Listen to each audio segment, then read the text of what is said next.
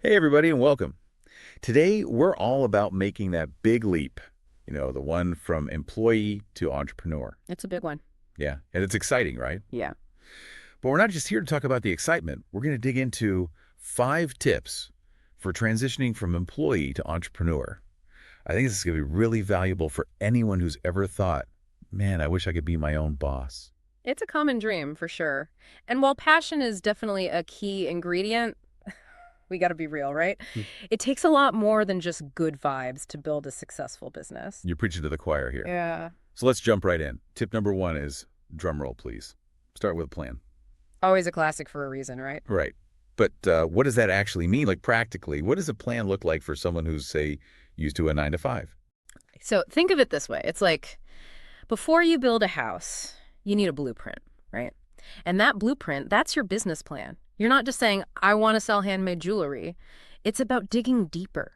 Like, what's the mission behind your jewelry? Who are you making it for? Where do those people hang out? You're really trying to understand that target customer, aren't you? Exactly. And then it's like, okay, how do we actually, make some money from this? That's where your revenue streams come in. Are you selling product services? Is it a subscription box? Get specific. There are a bunch of cool tools out there, by the way, like Lean Canvas, Business Model Canvas, that can help you actually map this stuff out. See, I'm already feeling more organized just hearing you talk about it.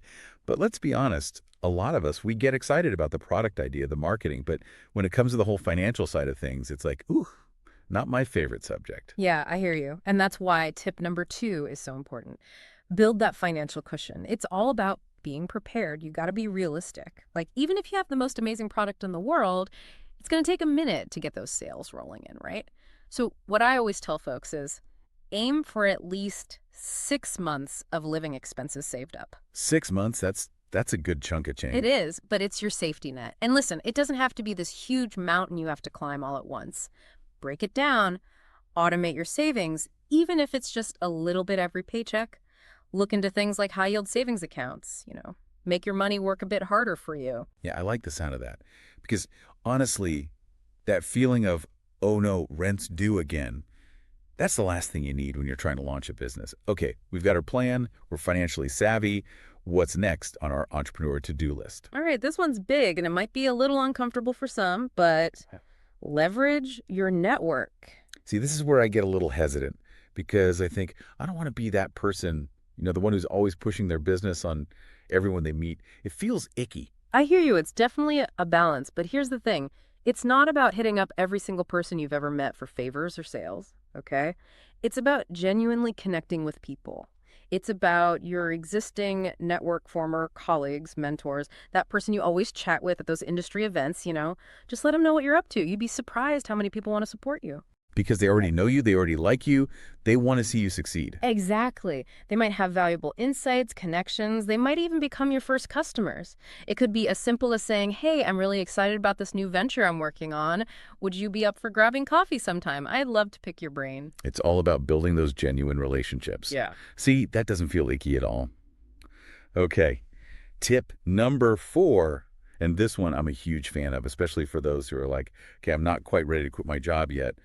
Start small, enter the side hustle. The side hustle is brilliant, right? It's like you're dipping your toes in the water without fully committing to the deep end just yet. You get to test your business idea, see if it actually floats, get some real world feedback from actual customers. It's the best way to learn. By doing, I actually, I started this whole podcasting thing as a side hustle. I was working my corporate job, and then at night I'd be recording episodes, editing all of it. It allowed me to really find my voice, Yeah. build confidence before I took that big leap. See? You're living proof that it works. And I think that's what makes this whole journey so much less scary. All right, last but not least, tip number 5, stay adaptable. Ooh, this one's so important. Because, we can make all the plans in the world, but the business world, it's kind of like that unpredictable friend, the one who always keeps you on your toes. What works today might not work tomorrow. You always got to be ready to pivot, don't you? Exactly. Be open to feedback. Like, really listen to what your customers are telling you. What are their pain points? What are they asking for?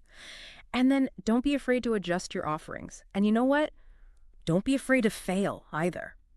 It's gonna happen. Yeah. It's all about how you learn from those stumbles and get back up, right? Yeah. Embrace those challenges, see them as opportunities for growth. 100%.